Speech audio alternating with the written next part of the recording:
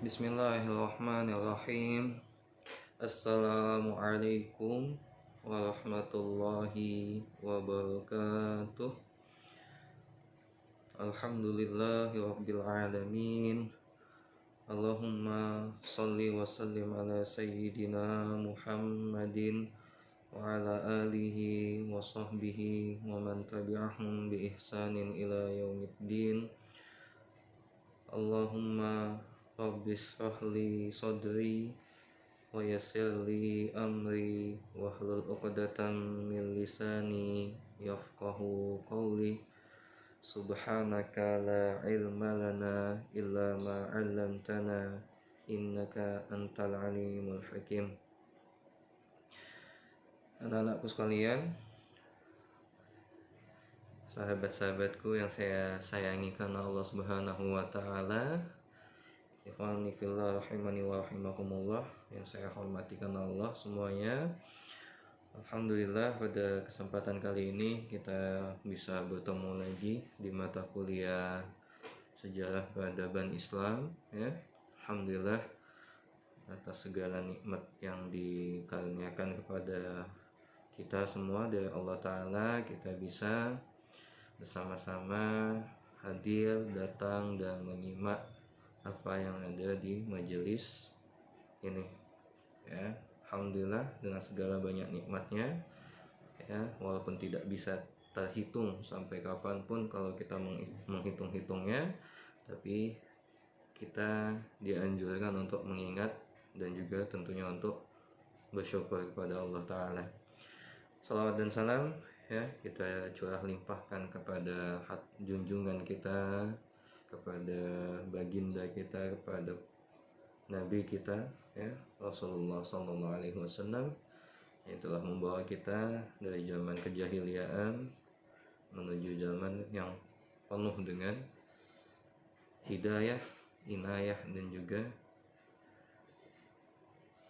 petunjuk, dan juga segala jenis kebenaran yang sudah disampaikan oleh beliau, ya. Itu juga patut kita ucapkan syukur dan juga terima kasih kepada beliau dengan perbanyak sholawat, ya. Di satu sisi untuk merasakan syukur kita, di satu sisi juga kita memohonkan syafaat kepada beliau. Baik anak-anakku sekalian, ya, untuk mengefisienkan waktu, ya, sebetulnya pada ingin sekali pada pertemuan yang lalu itu kita mulai dengan interaktif atau juga banyak kamera depan, kamera belakang, tapi dikarenakan memang kalau bukan kamera, ya, atau kalau bukan yang mumpuni, ya, padahal ini mungkin sudah pakai HP admin, sudah HP yang terbaik, ya, yang dipilih, cuman mungkin karena memang tidak bisa langsung seperti itu ngadep sini kemudian nanti ngadep papan tulis terus kembali lagi ke sini, jadi ya mungkin mohon maaf nanti ketika misalnya sudah saya hadapkan kamera ke sana, itu sudah tidak bisa lagi kembali ke sini seperti itu. Tapi nanti insya Allah nanti dengan editan nanti bisa di awal dan di akhir bisa bolak-balik depan belakang, nggak seperti kemarin yang misalnya hanya peci yang kelihatan. Seperti itu, ya. Insya Allah kita mulai dengan bersama-sama kita membaca basmalah. Bismillahirrahmanirrahim. Time kita mulai, anak-anakku sekalian. Kita ke papan tulis, ya. Time ikhwani fillah rahimani wa rahimakumullah, ya. Kita masuk ke dalam pembahasan selanjutnya, yaitu tentang Islam periode klasik, ya. Namun sebelum itu, ya, kita sama-sama memujaah sedikit, ya, mengulas sedikit, yaitu dimana di pertemuan sebelumnya kita sudah membaca atau kita sudah mempunyai gambaran dan kesimpulan mengenai tentang mengenal konsep sejarah, ya. Di sana juga di slide sebelumnya kita juga mengenal konsepnya kebudayaan, dan juga kita mengenal konsepnya peradaban. Kemudian kita juga membahas tentang korelasi, ya, hubungan antara kebudayaan dan juga peradaban, ya. Di sana semuanya juga kita sudah membaca pengertian-pengertiannya, ya, definisi-definisinya, kemudian perkataan-perkataan dari para ahli, ya. Di sana sudah ada slide-nya, ya. Kemudian ada gambaran umum tentang periodisasi peradaban Islam, ya, yang mana juga di pertemuan sebelumnya di pekan lalu kita sudah membaca, kita sudah memahami, ya, perkataan-perkataan dari para ahli juga, ya. Kurang lebih ada lebih dari 3 ahli yang mengatakan tentang periodisasi peradaban Islam, ya. Maka sampailah kita pada pertemuan kali ini di Islam periode klasik, ya. Kemajuan Islam yang pertama, ya. Maka di situ didapati adalah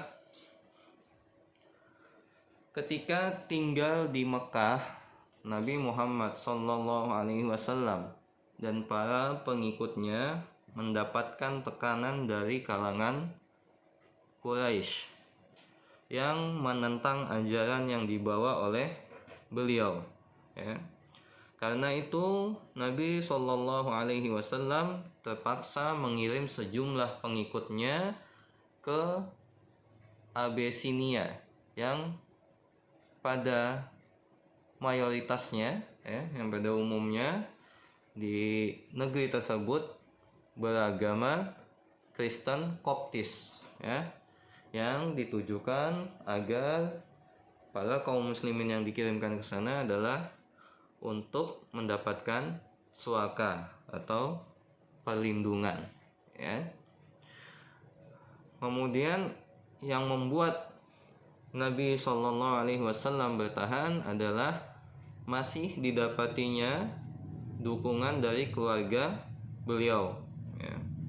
Namun setelah istrinya, yakni yang kita ketahui bersama, yakni Ibunda Khadijah, ya, radhiyallahu an, wafat, dan tidak lama kemudian juga kepala sukunya yang meninggal, ya, kemudian digantikan oleh orang yang tidak bersimpati kepada baginda Nabi SAW, ya. Menurut ahli, yakni Harun Nasution, ya, periode klasik dibagi menjadi 2, ya, yakni masa kemajuan Islam yang pertama dan masa disintegrasi, ya. Masa ini merupakan masa ekspansi, integrasi, dan juga masanya kekuasaan Islam, ya, yang mana dalam hal ekspansi, ya, maupun nanti ke depannya saya mengkritisi kata ekspansi, ya. Saya lebih setuju dengan kata futuhat atau pembebasan atau pembukaan suatu daerah ke dalam kebijakan muslim, ya. Maka dalam hal futuhat, ya, atau ekspansi, ya, walaupun ini punya kontradiktif, ya, maknanya, tapi kita sepakati saja dalam hal futuhat, ya, sebelum Nabi Muhammad SAW wafat pada 632 Masehi, ya, seluruh semenanjung Arabia telah tunduk ke bawah kekuasaan Islam, ya. Futuhat ke daerah-daerah di luar Arabia dimulai pada zaman Khalifah pertama, yakni Sayyiduna Abu Bakr As-Siddiq, ya. Perkembangan Islam klasik ditandai dengan perluasan wilayah. Itu kesimpulannya. Perkembangan Islam klasik ditandai dengan perluasan wilayah. Kemudian kemajuan Islam, ya, pada zaman Sayyiduna Abu Bakar As-Siddiq, ya. Abu Bakar As-Siddiq menjadi khalifah pada tahun 632 Masehi, ya, tidak lama dari setelah wafatnya baginda nabiyina Muhammad sallallahu alaihi wasallam, ya. 2 tahun masa jabatannya ini banyak dipergunakan, banyak disibukkan, ya, ini banyak perkara yang diselesaikan berhubungan dengan perang Riddah, ya, yang ditimbulkan oleh suku-suku bangsa Arab yang tidak mau tunduk lagi kepada Madinah. Mereka menganggap bahwa perjanjian yang mereka buat dengan Nabi Muhammad SAW dengan sendirinya tidak mengikat lagi setelah wafatnya beliau, ya. Kemudian suku-suku yang tadi menentang Abu Bakar As-Siddiq, ya, maka perang tak terelakkan, ya. Maka dalam perang tersebut Abu Bakar As-Siddiq menunjuk, ya, sahabat Khalid bin Walid yang menjadi jenderalnya, menjadi pemimpinnya. Setelah selesai barulah khalifah mulai mengirim kekuatan-kekuatan keluar Arabia, ya. Kemudian Khalid bin Walid dikirim ke Irak, ya, setelah itu selesai, ya. Dan Khalid juga diikut sertakan ke Irak, ya, dan dapat menguasai Al-Hirah pada tahun 634 Masehi, ya. Kemudian dikirimkan tentara ke Suriah di bawah pimpinan 3 jenderal. Siapa saja jenderalnya? Jenderalnya adalah sahabat Amr bin As, ya. Kemudian Yazid bin Abi Sufyan. Kemudian ada siapa lagi? Ada Syurahbil bin Hasanah, ya. Diketahui hanya 2 tahun, ya. Kemudian selanjutnya adalah masa kekhalifahan Umar bin Al-Khattab, ya, yang mana kepemimpinannya adalah dari 634 Masehi sampai dengan 644 Masehi, ya, 10 tahun kurang lebih. Gelombang futuhat pertama terjadi di kota Damaskus pada tahun 635 Masehi, ya. Futuhat diteruskan ke Mesir di bawah pimpinan sahabat Amr bin As. Setelah tentara Bizantium kalah di pertempuran Yarmouk, ya, daerah Suriah jatuh ke bawah kekuasaan Islam dan daerah ini dijadikan sebagai basis. Kemudian daerah Irak di bawah pimpinan Sa'ad bin Abi Waqqas, ya. Kemudian Babylon di Mesir dikepung pada tahun 640 Masehi, ya. Sementara itu Bizantium di Heliopolis dikalahkan dan juga Alexandria bersamaan dengan itu, ya. Kemudian menyerah pada tahun 641 Masehi, ya. Dengan demikian Mesir jatuh ke tangan Islam, ya. Tempat di mana kemahnya Amr bin As yang terletak di luar tembok Babylon, ya, menjadi ibu kota dengan nama Al-Fustat, ya. Al-Qadisiyah, suatu kota dekat Al-Hirah di Irak, ya, jatuh pada tahun 637 Masehi, ya. Kemudian dilanjutkan lagi ke Al-Madain, ya, Ctesiphon, ya. Ya, ini ibu kota Persia, ya. Setelah ini barulah dikenal menjadi ibu kotanya bernama Kufah, ya. Pada 641 Masehi, Palestina, Suriah, Irak, Persia, dan juga Mesir, ya, itu menjadi di bawah kekuasaannya Islam, ya, seperti itu. Kemudian pada masanya Utsman bin Affan, ya, 644 sampai dengan 656 Masehi, ya, sekitar kurang lebih 12 tahun, ya. Melanjutkan futuhat dari khalifah sebelumnya, ya, Tripoli, Siprus, dan juga beberapa daerah lain dikuasai, tetapi semua itu berhenti sampai di sini karena di kalangan umat muslim, ya, di kalangan umat Islam mulai terjadinya perpecahan, ya, yang berkaitan dengan soal pemerintahan, ya. Dan dalam kekacauan yang timbul, ya, sahabat Utsman bin Affan terbunuh, ya. Kemudian Ali bin Abi Thalib, ya, 656 sampai dengan 661 Masehi, ya. Terhitung singkat kurang lebih hanya 5 tahun, ya. Namun kepemimpinannya tidak berjalan mulus karena mendapatkan tantangan dari pihak pendukung Utsman, ya, terutama Muawiyah yang saat itu memimpin Damaskus, ya. Konflik keduanya diakhiri dengan tahkim. Dalam bertahkim, dari pihak Ali mengutus sahabat Abu Musa al-Ash'ari, ya, dan dari Muawiyah mengutus sahabat Amr bin al-As, ya. Yang mana dalam tahkim tersebut pihak Ali dirugikan oleh pihak Muawiyah, ya. Pendukung Ali terpecah menjadi 2 kelompok.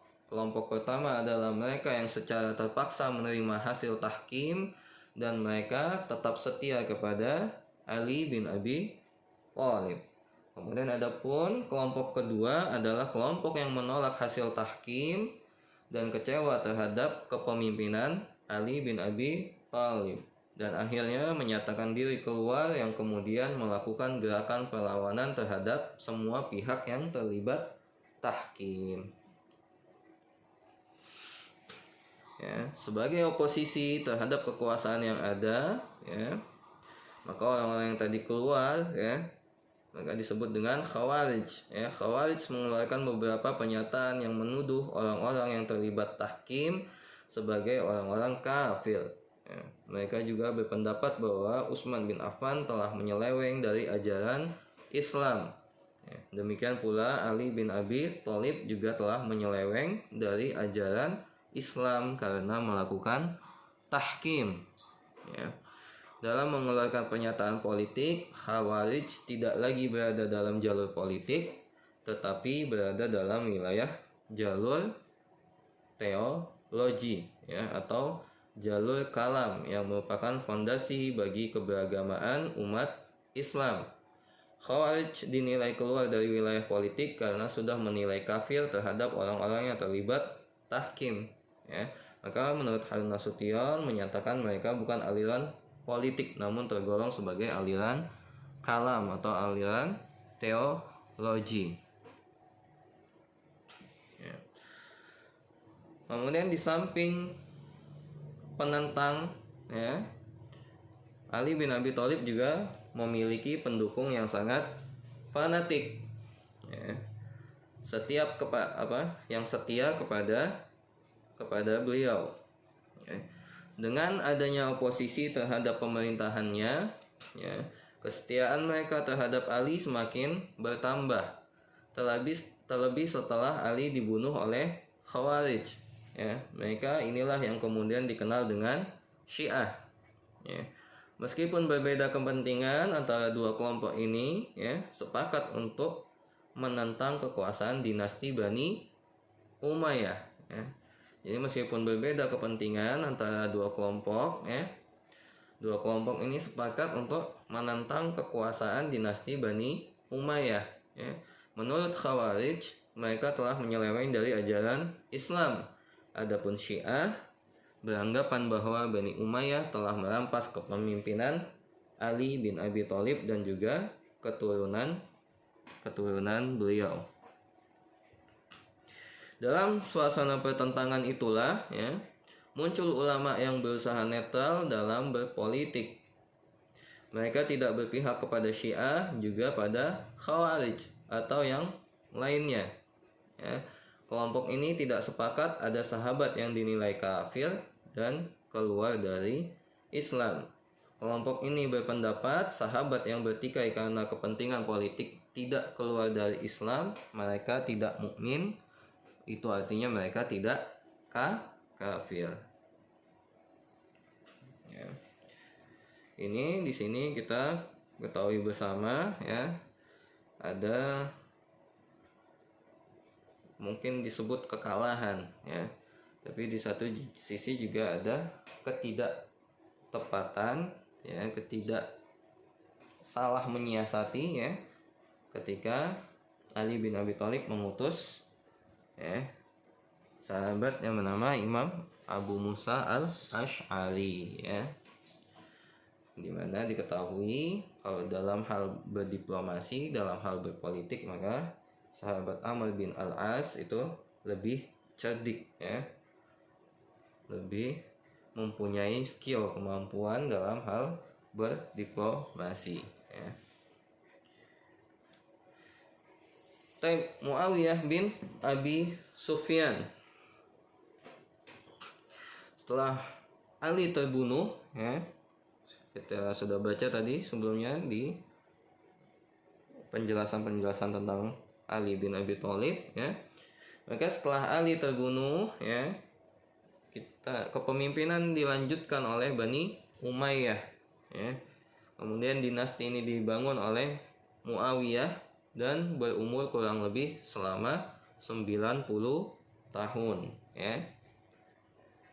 Pada zaman ini ya, pada zamannya Muawiyah bin Abi Sufyan, futuhat yang terhenti pada zaman kedua khalifah terakhir kembali dilanjutkan ya.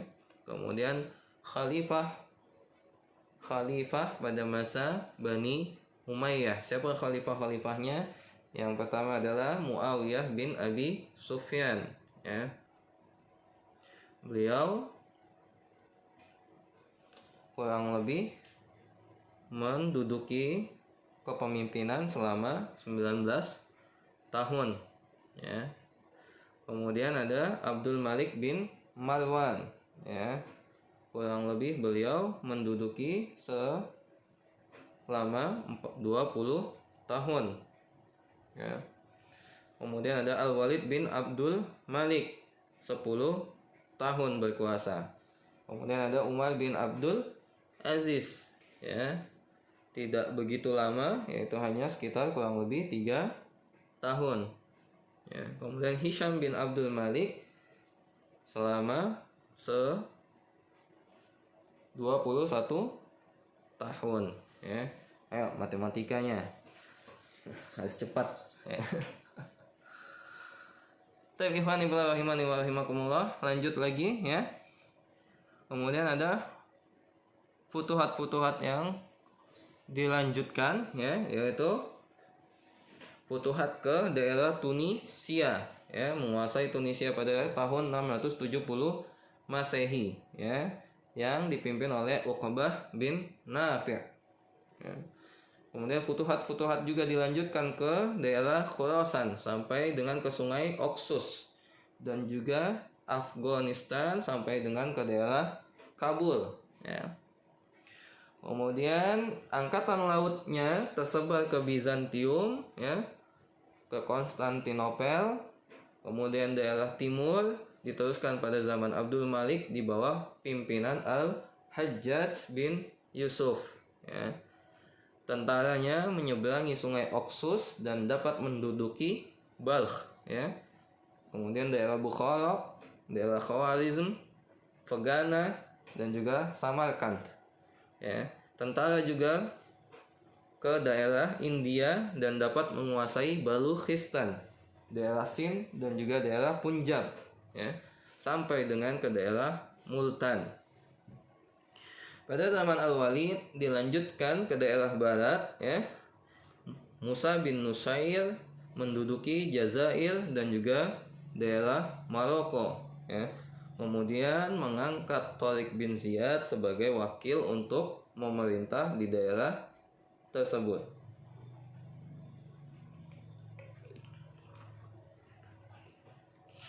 Ya. Kemudian kita berlanjut pada Tariq bin Ziyad ya.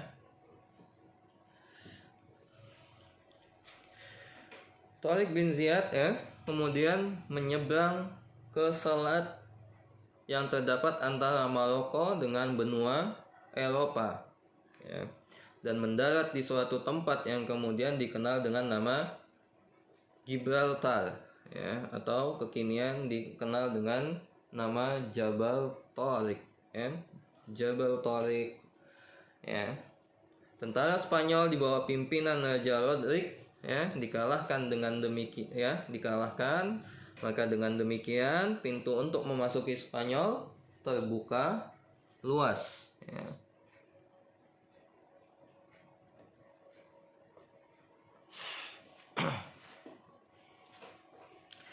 Pintu, ya, untuk memasuki kota Spanyol, ya, terbuka luas, ya. Ibu kota Toledo jatuh, demikian pula kota-kota lain seperti Seville, ya, Malaga, Elvira, dan juga Cordova, ya, yang kemudian menjadi ibu kota Spanyol Islam yang dalam bahasa Arabnya disebut dengan nama Al-Andalus, ya. Perluasan selanjutnya adalah daerah Prancis, ya, melalui pegunungan Pyrenees, ya, terutama dilakukan oleh Abdurrahman bin Abdullah Al-Ghafiqi, ya. Pada zaman Umar bin Abdul Aziz ia menduduki Bordeaux, ya. Kemudian dia menduduki Poitiers, ya. Kemudian dari Poitiers ia mencoba untuk menduduki Tours, ya. Akan tetapi di antara kedua kota ini ia ditahan oleh Charles Ward, ya, dan dalam pertempuran selanjutnya ia mati terbunuh. Pembebasan yang diniatkan ke Perancis gagal dan tentara yang dipimpinnya terpaksa mundur kembali ke Spanyol, ya. Sesudah itu masih juga diadakan usaha-usaha untuk menduduki sebuah kota seperti Avignon, ya, di 734 Masehi, dan juga Lyons, ya, atau Lyons, ya. Jadi antum kalau misalnya yang hobi bola nih, sebenarnya ini masuk ke passion antum, ya. Tadi ada Sevilla, ada Malaga, ya. Kemudian ada Lyons, ya, Avignon. Kemudian nanti ditemukan ada daerah yang selanjutnya adalah, ya, ini nama-nama daerah yang masyhur di kalangan penghobi bola. Ya. Kita lanjut lagi, ya, kembali lagi. Maka pulau-pulau yang terdapat di Laut Tengah, ya, ada Mallorca, Korsika, Sardinia, Crete, Rhodes, Cyprus, dan juga sebagian kecil dari Sisilia jatuh ke tangan Islam pada zaman Bani Umayyah, ya. Kemudian daerah yang dikuasai oleh dinasti ini adalah Spanyol, Afrika Utara, Suria, Palestina, Semenanjung Arabia, Irak, dan sebagian dari Asia Kecil, ya, seperti Persia, Afghanistan, daerah yang sekarang disebut dengan Pakistan, Turkmenia, Uzbekistan, dan juga Kirgiz di Asia Tengah, ya. Kemudian futuhat yang dilakukan pada dinasti Bani Umayyah inilah yang membuat Islam menjadi negara besar di zaman itu, yaitu di zaman Bani Umayyah. Dari persatuan berbagai bangsa di bawah naungan Islam, ya, timbullah benih-benih kebudayaan dan peradaban Islam yang baru. Sungguh pun Bani Umayyah lebih banyak memusatkan perhatian pada kebudayaan Arab. Di antaranya adalah perubahan bahasa administrasi yang semula berbahasa Yunani, ya, dan juga berbahasa Pahlawi ke dalam bahasa Arab yang dimulai oleh kepemimpinan Abdul Malik, ya. Orang-orang yang bukan Arab pada waktu itu mulai pandai berbahasa Arab.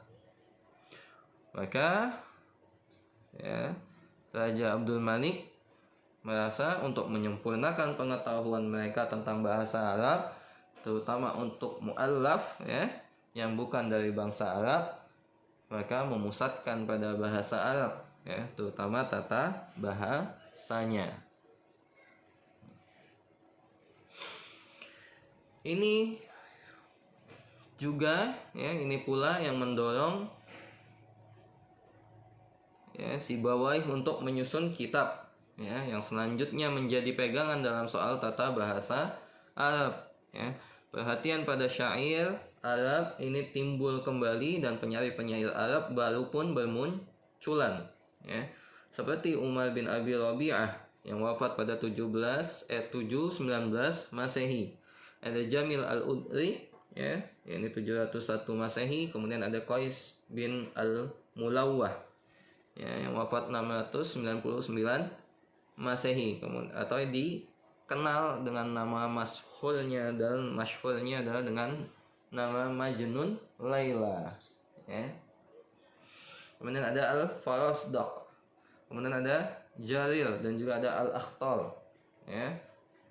Al-Farasdaq yang wafat pada 732 Masehi. Kemudian ada Jarir yang wafat pada 792 Masehi dan juga ada Al-Akhtal yang wafat pada 710 Masehi, ya. Nah, ini ikhwani, ya, anak-anakku sekalian yang saya muliakan karena Allah Ta'ala, ya.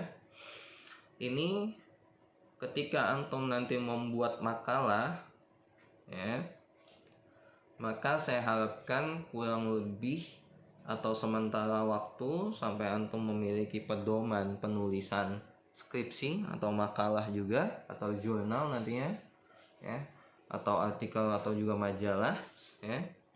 Itu nanti antum setiap menyebutkan nama atau setiap menuliskan nama, maka tuliskan juga kapan tahun wafatnya, ya.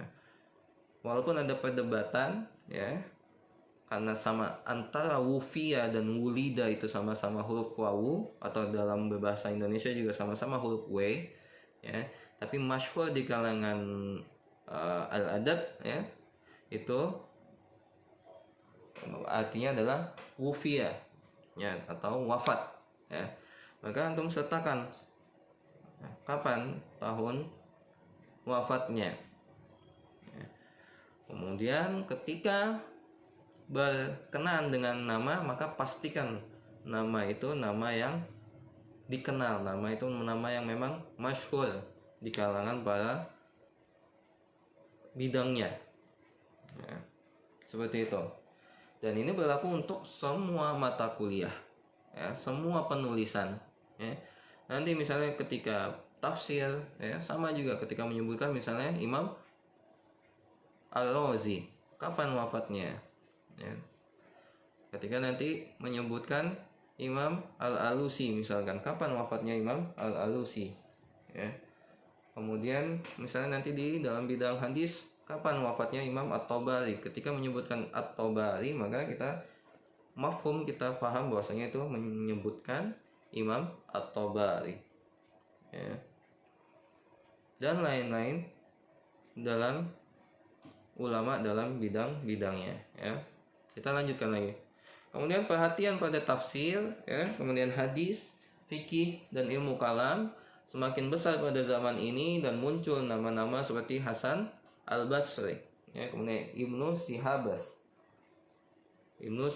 Az-Zuhri, ya, dan Wasil bin Atha, ya, yang menjadi pusat dari kegiatan-kegiatan ilmu adalah Kufah dan juga Bashrah di negara Irak, ya. Peradaban lain adalah dalam bentuk masjid-masjid, ya.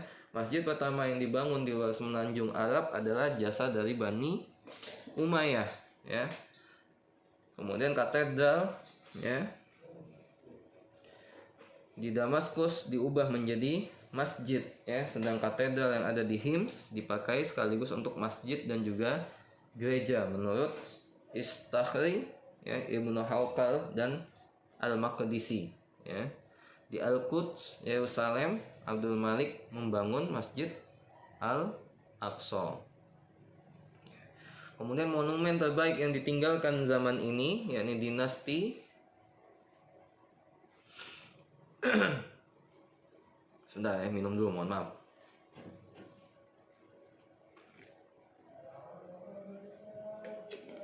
Ya. Ini adalah pada dibangunnya Kubah Asy-Syakhar, ya, atau yang dikenal dengan nama Dome of the Rock, ya, Ya, ini juga berada di wilayah Al-Quds ya. Yang pada zaman ini Masjid Cordova juga dibangun ya, kemudian Masjid Mekah dan Madinah juga diperbaiki dan diperbesar oleh Abdul Malik bin Al-Walid ya. Maka demikianlah fase sejarah kekuasaan dan kejayaan dinasti Bani Umayyah yang mencapai puncaknya pada zaman Al-Walid I ya, yang setelahnya menurun dan sampai akhirnya dipatahkan oleh Bani Abbas pada tahun 750 Masehi. Taib ikhwani fillah rahimani wa rahimakumullah ya. Selanjutnya ya, kita pada dinasti Abbasiyah ya. Yang mendirikan ya, yang berkuasa pada, kalau Abu Abbasnya ya, ini hanya 4 tahun dalam menduduki kekuasaan ya. Maka di bawahnya kita temukan jelaskan ya, menemui penjelasan yang mendirikan Bani Abbas ya, itu Abu Abbas ya. Namun ada orang yang di belakang yang berperan penting adalah Al-Mansur ya, di mana beliau menduduki kekuasaan di 754 sampai dengan 775 Masehi atau 21 tahun ya.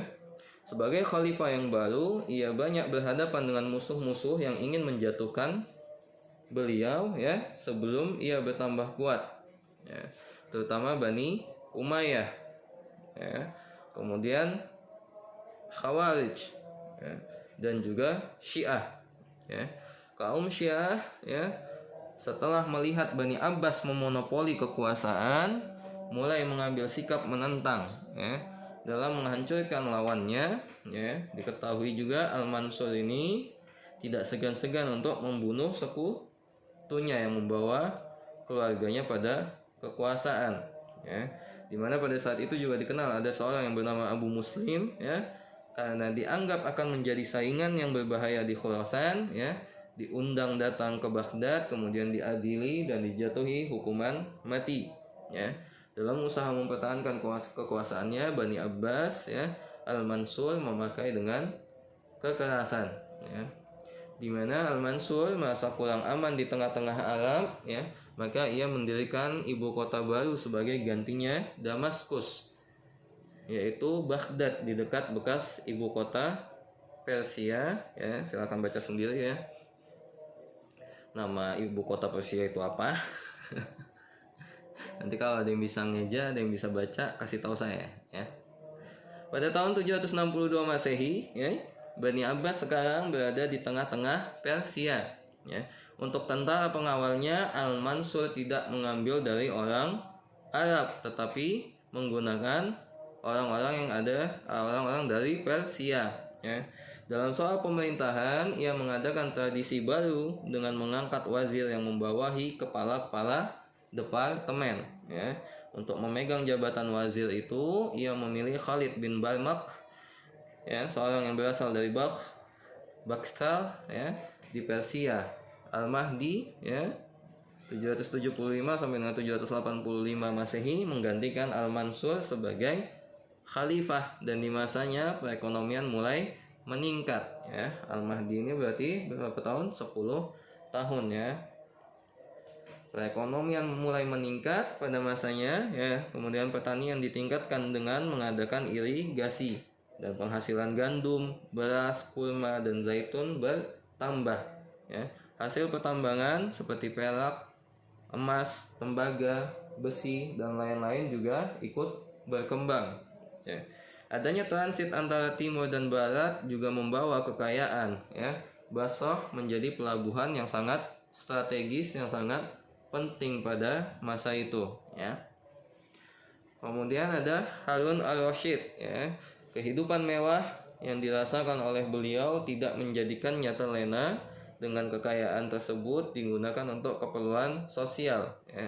Membangun rumah sakit, kemudian menggemakan pendidikan dokter yang dipentingkan ya.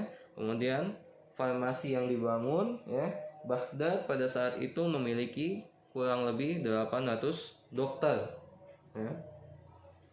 Anaknya Al-Ma'mun ya, di mana yang menduduki masa kekuasaannya ini 813 sampai dengan 833 Masehi, selama 20 tahun ya, meningkatkan perhatian pada ilmu pengetahuan ya. Untuk menerjemahkan buku-buku kebudayaan Yunani, ia mengkaji penerjemah-penerjemah dari golongan Kristen, ya, Sabi, dan bahkan juga penyembah bintang. Ya. Untuk itu, ya, ia didirikan pula sekolah-sekolah. Pada masanya, Baghdad mulai menjadi pusat kebudayaan dan ilmu pengetahuan. Ya. Khalifah Al-Mu'tasim, ya, setelah Al-Ma'mun, ya, di 833 sampai dengan 842 ya,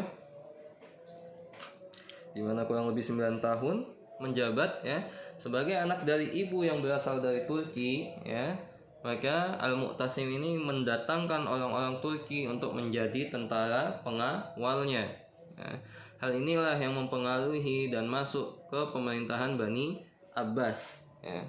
Tentara pengawal yang berasal dari Turki ini kemudian begitu berkuasa di istana, sehingga khalifah-khalifah pada akhirnya hanya merupakan boneka dalam tangan mereka, yang pada hakikatnya memerintah bukan lagi khalifah tetapi perwira-perwira dan pengawal yang berasal dari Turki ya.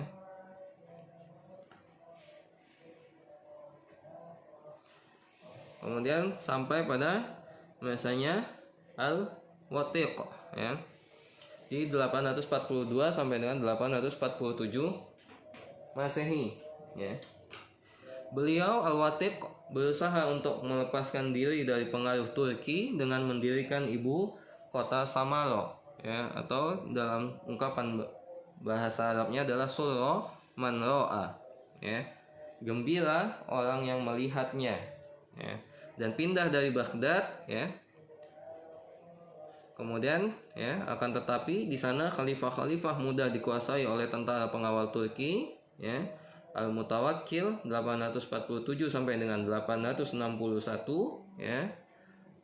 Di mana itu artinya 14 tahun ya, menduduki masa kekuasaan, merupakan khalifah besar terakhir dari dinasti Abbasiyah ya. Khalifah-khalifah sesudahnya pada umumnya lemah-lemah dan tidak dapat melawan kehendak tentara pengawal dan sultan-sultan yang kemudian menguasai ibu kota ya. Ibu kota dipindahkan kembali ke Baghdad oleh Al-Mu'tadid ya. Masa kekuasaannya adalah 870 sampai dengan 892 Masehi ya, yang mana itu berarti berumur 22 tahun. Khalifah ya,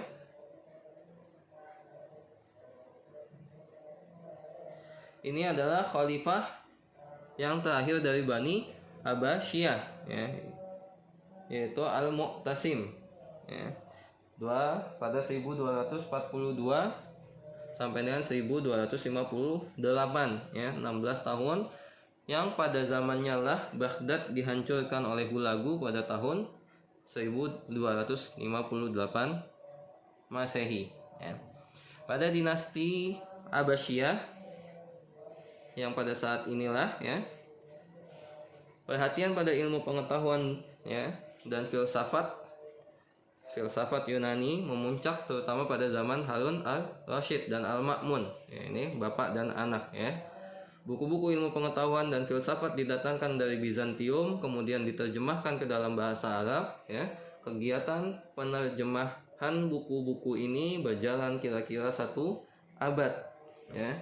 Maka dari penerjemahan itu ya, hasil dari penerjemahan itu ditempatkan ya di tempat yang mana Baitul Hikmah ya, yang didirikan oleh Al-Ma'mun ya. Bukan hanya menjadi pusat penerjemahan ya, tetapi juga menjadi tempat akademi yang mempunyai perpustakaan ya. Di antara cabang-cabang ilmu pengetahuan yang diutamakan dalam Baitul Hikmah ialah ilmu kedokteran ya, matematika, optika, geografi dan juga fisika ya. Kemudian ada astronomi dan juga sejarah, di samping ilmu-ilmu filsafat seperti yang sudah disinggung di atas atau sebelumnya ya.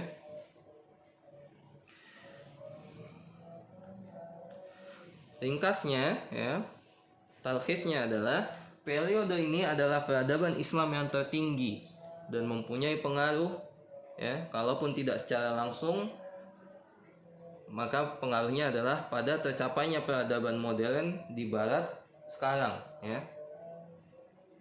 Itu ada pengaruhnya juga ya, yang terjadi peradaban modern di barat ya. Periode kemajuan Islam ini sebagaimana Christopher Dawson menyebutkan ya, bersamaan dengan masanya abad kegelapan di Eropa ya. Jadi pada saat peradaban Islam yang tertinggi ini ya, terjadi ya, lagi pada puncak-puncaknya pada Bani Abbas ya, itu juga berbarengan dengan itu, maka itu menjadi abad kegelapan di Eropa ya. Sebagaimana yang diterangkan oleh McNeil ya. McNeil mengatakan kebudayaan Kristen di Eropa di antara 600 dan 1000 Masehi ya, sedang mengalami masa surut yang terendah ya. Pada abad ke-11 Eropa mulai sadar akan adanya peradaban Islam yang tinggi di timur dan melalui Spanyol ya, Sisilia dan juga perang salib ya. Peradaban itu sedikit demi sedikit dibawa ke Eropa ya. Eropa mulailah kenal pada rumah-rumah sakit ya, pemandian-pemandian ya, pemandian umum ya, pemakaian burung dara untuk mengirim informasi militer ya. Kemudian pada bahan-bahan makanan timur seperti beras ya, yang kita ketahui yakni rice ya, atau rice ya, atau duriz ya.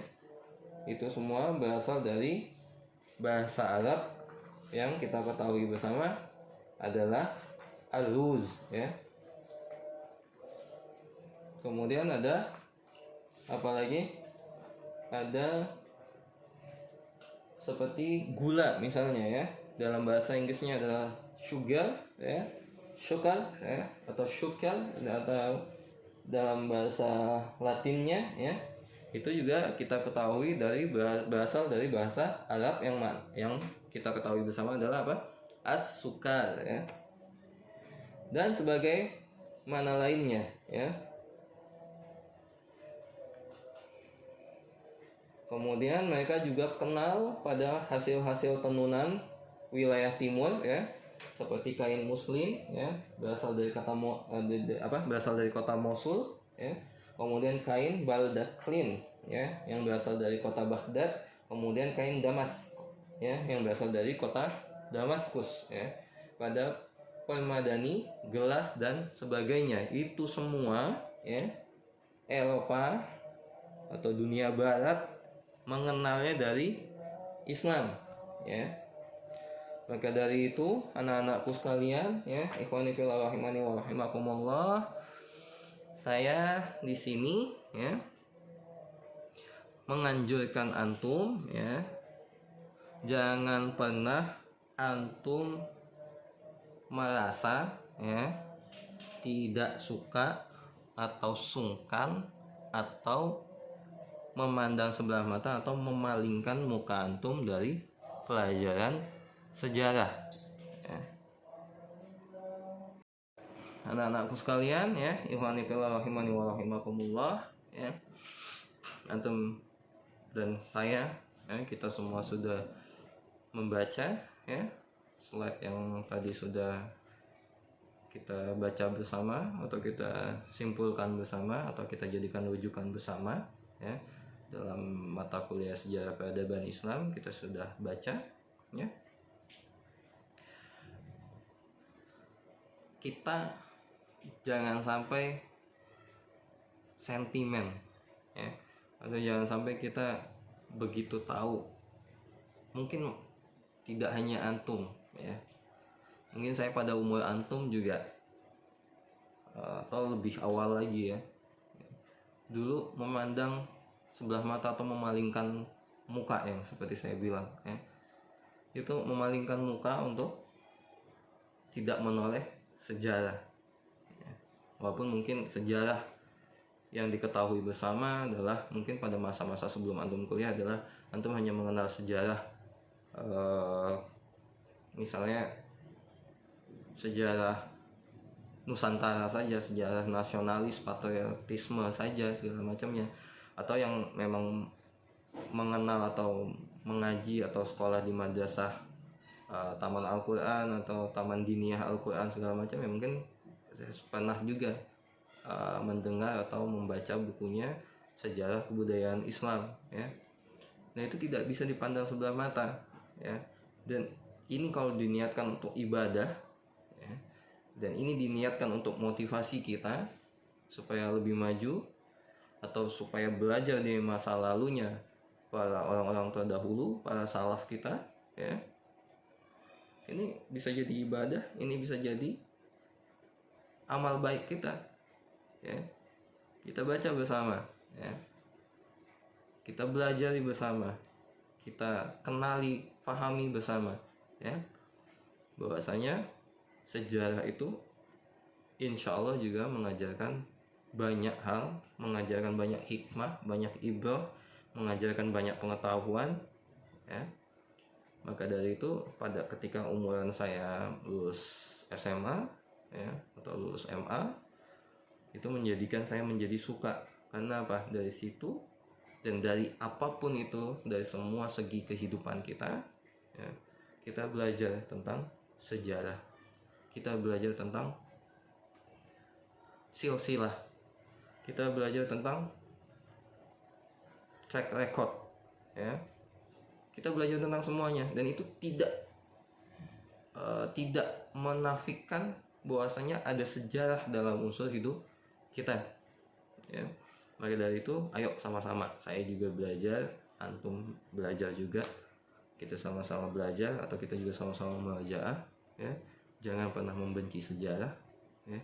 Sejarah adalah tanda motivasi kita, bahwasanya menandakan kita dulu pernah berdaulat, kita dulu pernah berjaya, kita dulu menjadi bangsa atau kaum yang dijadikan patokan, kaum yang mana dijadikan rujukan, ya, dalam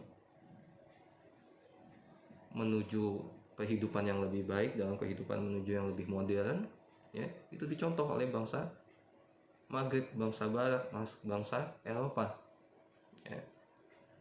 Dan belajar sejarah bukan menjadikan kita untuk menjadi hakim, ya. Tapi ketika kita ada bahasa-bahasa yang tidak setuju, atau ada kekuasaan-kekuasaan yang kita tidak setuju, jangan langsung menghakimi. Oh, bahasanya pada zaman ini dikenal dengan raja keji, raja seperti ini yang sangat otoriter, sangat tangan besi segala macam. Tidak, tapi cari tahu lagi di kitab yang lainnya, tapi cari tahu lagi di buku-buku lainnya. Maka dari itu mungkin bisa dicari ke bukunya para sahabat-sahabat atau tabiin atau tabiut tabiin, ya, dan seterusnya, atau para tokoh-tokoh berpengaruh di dunia Islam atau di dunia sekalipun, ya, supaya kita tahu, ya, bagaimana cara kepemimpinannya, ya, bagaimana cara menghadapi masalahnya, bagaimana cara berdiplomasinya, bagaimana mengambil taktiknya, bagaimana ketika misalnya ada di keadaan yang genting, bagaimana ketika ada keadaan berhadapan dengan musuh, bagaimana ketika ada di balik layar, ya. Ya, di satu sisi itu kita cukup untuk membaca satu sosok saja. Ketika saya misalkan merasa harus membaca sosok biografinya Rasulullah SAW, saya rasa ketika semua hidup pun saya mengkaji kehidupan beliau, saya nggak merasa tidak akan habis, tidak akan cukup waktunya. Dalam artian seperti itu, habis umur saya, tapi saya juga belum cukup untuk membaca semuanya tentang biografi ataupun juga tentang kehidupan beliau, ya. Hadis yang begitu banyak kitabnya saja, saya mungkin karena kebodohan saya, kan mungkin karena keawaman saya atau karena keterlambatan saya untuk ada di dunia keagamaan Islam, ya, itu saya belum cukup, ya. Satu kitab saja, ya, Sahih Al-Bukhari, yang mana misalnya saya punya sanad sampai dengan 19 orang sampai ke Rasulullah SAW, atau ada yang 20, ada yang 21, ya, itu nggak cukup, ya. Baru Itu baru satu kitab hadis saja, ya, belum lagi masih ada sanad yang lain dari kitab Muslim ini, itu juga belum habis, ya. Mau sampai kapanpun tidak akan cukup waktunya, ya. Maka dari itu antum perlu memiliki silsilah, dan juga antum perlu tahu dan peduli tentang silsilah, ya, supaya kita sama-sama belajar tentang keakuratan, kita juga mengetahui tentang masa lalu, kita mengenal juga tentang sahabat-sahabat, tentang tabiin, tentang tabiut tabiin, ya, dan juga orang-orang terdahulu, ya. Jadi kalau sekarang 1400 berarti harusnya kurang lebih ada sekitar 15 atau 17 orang, ya. Atau kalau ada yang sedikit yang berumur pendek, ya, berarti 19 orang tuh kita punya silsilah ke Rasulullah Shallallahu Alaihi Wasallam, ya. Seperti itu anak-anakku sekalian, ya. Kita pernah dijadikan acuan, kita pernah dijadikan rujukan, kita pernah dijadikan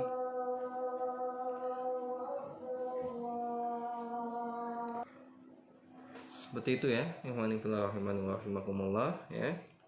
Jadi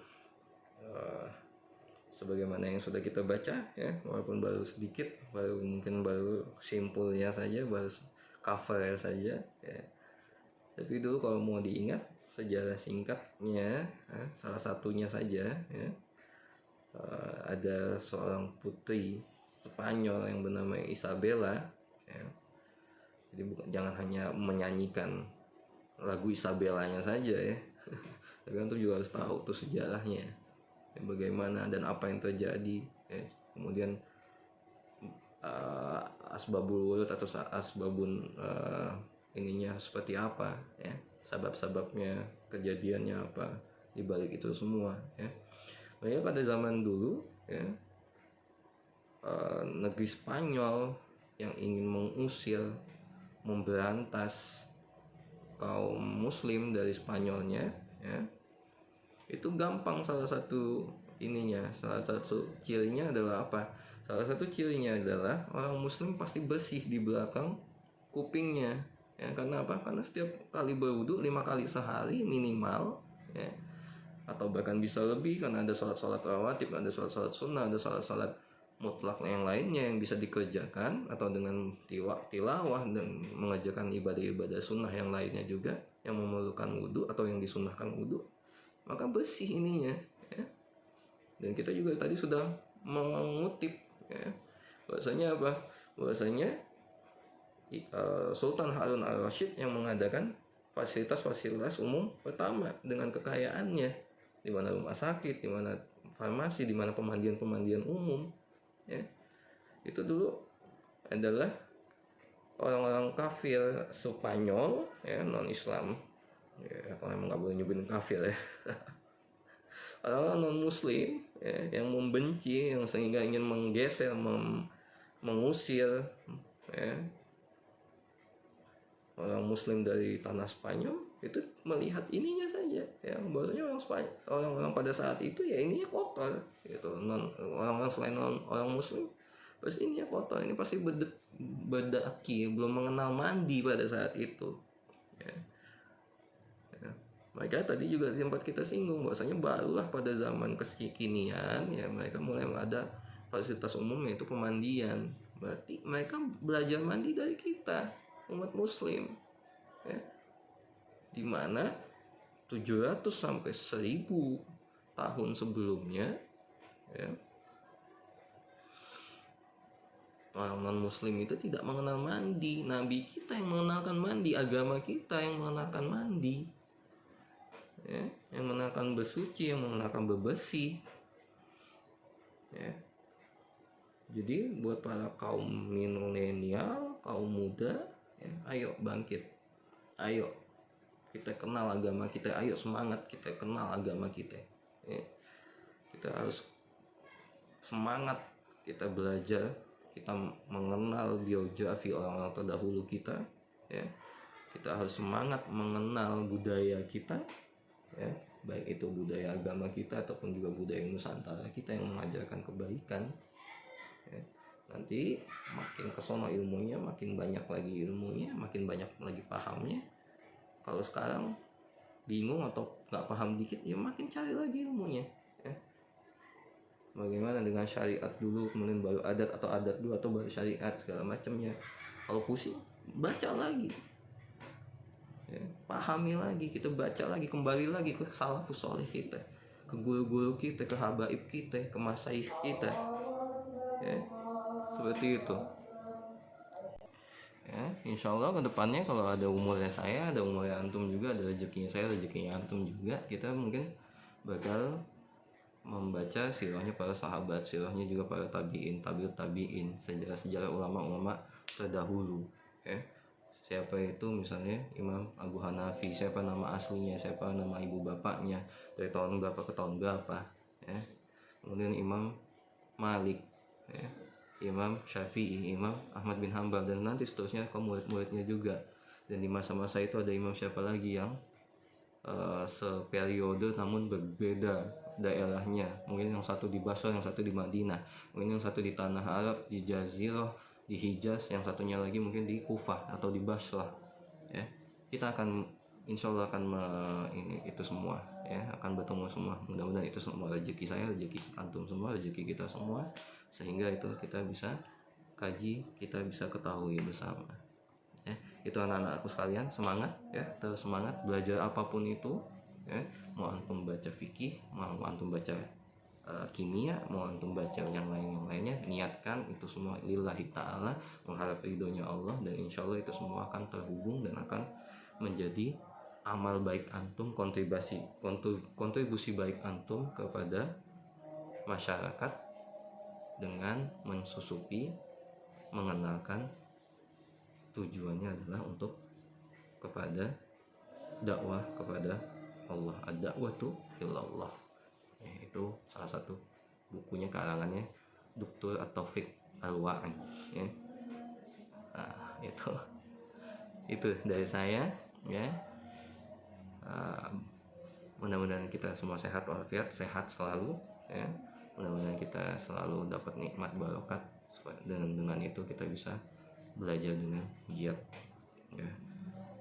Hazam ini billahi taufiq wal hidayah. Assalamualaikum warahmatullahi wabarakatuh ya. Pekan depan kita ketemu lagi. Absennya di hari Kamis dari jam 9 sampai dengan jam 12 maksimal, di WA sama di komentar YouTube ya. Jangan lupa di like, subscribe ya, channel Beki tuh, channel Steki ya. Kemudian loncengnya diganti warnanya ya, dipencet tuh kalau belum dipencet. Ya, sehat-sehat selalu. Assalamualaikum warahmatullahi wabarakatuh.